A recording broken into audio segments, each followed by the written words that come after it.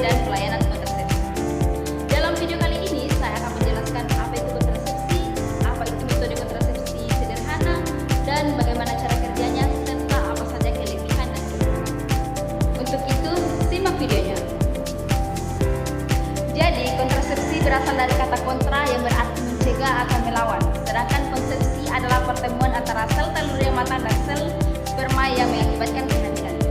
Jadi maksud dari kontrasepsi adalah menghindari atau mencegah terjadinya kehamilan sebagai akibat dari pertemuan antara sel telur yang matang dan sel sperma tersebut. Tujuan dari kontrasepsi ini adalah tidak lain untuk menunda kehamilan yang tidak diinginkan dan mengatur jarak usia anak. Adapun pengertian metode kontrasepsi sederhana adalah kontrasepsi sederhana itu sebuah metode yang dilakukan oleh pasangan suami istri untuk mencegah terjadinya kehamilan. Kontrasepsi sederhana ini terdiri dari dua jenis, yaitu kontrasepsi sederhana tanpa alat dan kontrasepsi sederhana menggunakan alat. Contoh metode kontrasepsi sederhana tanpa alat yaitu senggama terputus. Jadi senggama terputus itu atau bulbus interruptus dapat diartikan sebagai proses pengeluaran penis dari vagina sebelum ejakulasi terjadi hingga sperma itu tidak masuk ke dalam vagina.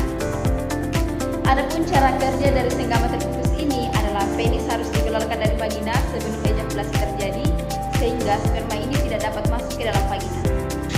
Jadi kelebihan dari senggama terputus ini adalah efektif bila digunakan dengan benar, yang berarti bahwa ketika pasangan memilih metode senggama terputus ini harus berhati-hati saat ejakulasi akan terjadi, karena jangan sampai suami Anda terlambat menarik penisnya sehingga sperma itu tertinggal di dalam vagina.